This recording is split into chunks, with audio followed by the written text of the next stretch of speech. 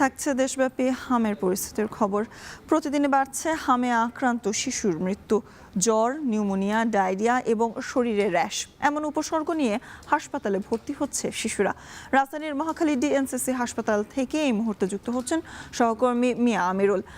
আমিরুল, হামে আক্রান্তদের বিষয়ে কি বলছেন চিকিৎসকরা এবং বর্তমানে সেখানে কতজন শিশু ভর্তি রয়েছেন?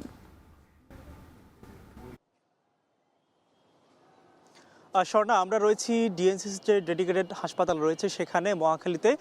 এখানেই মূলত বলা হচ্ছে হামে আক্রান্ত যে শিশুরা রয়েছে বেশিরভাগ শিশু এখানে ভর্তি রয়েছে। আমরা গত 24 ঘন্টার যে আপডেটটি এখান থেকে জানতে পেরেছি, এখন পর্যন্ত কোনো ধরনের মৃত্যু হয়নি এই হসপিটালে। তবে এখানে আমরা যেই বিষয়টি দেখেছি যে আক্রান্তের সংখ্যা প্রায় 109 জন নতুনভাবে এখানে ভর্তি হয়েছে গত 24 ঘন্টায়, এবং এখন পর্যন্ত যে মৃত্যু সেটি 9 জনের ঘরে আমরা দেখেছি।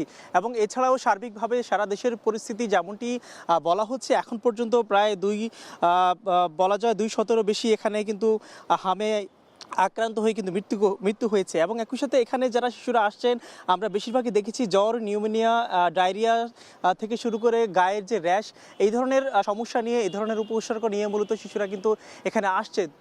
এবং আরও একটি বিষয়, যেহেতু আগের চেয়ে গত কয়েকদিন ধরে গরমের পরিস্থিতি একটু বেড়েছে, সেই ক্ষেত্রে শিশুদের যে অস্বস্তি কিংবা হামে আক্রান্তের ফলে যে অবস্থা সেটি কিন্তু একটি ভোগান্তিতে রূপ নিয়েছে। এবং এখানে যারাই আসছেন তারা কিন্তু এটিতে বেশ বেগ পেতে হচ্ছে। এবং একই সাথে এখানকার যে হসপিটালের যারা এখানে এসেছেন সেবা নেওয়ার জন্য, তারা যেমনটি বলছেন যে ডাক্তারদের যে সহযোগিতা সেটি কিন্তু তারা পর্যাপ্ত পাচ্ছেন না। এবং একই সাথে বিশেষজ্ঞদের পক্ষ থেকে বারে বারে যেটি বলা হচ্ছে এবং চিকিৎসকদের পক্ষ থেকে যে এখন পর্যন্ত হামে আক্রান্ত যারাই হয়েছেন বেশিরভাগ ক্ষেত্রেই পর্যাপ্ত পরিমাণে টিকা না পাওয়ার ফলে মূলত তারা সেটিতে আক্রান্ত হচ্ছেন। এবং একই সাথে সরকারের পক্ষ থেকে যেটা বলা হচ্ছে যে হামে আক্রান্তের সংখ্যা যেন কোনোভাবে না বেড়ে যায় কিংবা এটি যেন নিরসন করা যায়, সেক্ষেত্রে তারা কিন্তু টিকা কার্যক্রম যেটি পরিচালনা করছেন, যার ফলে মূলত বলা হচ্ছে যে হামে আক্রান্ত যে শিশু রয়েছে সেই সংখ্যাটি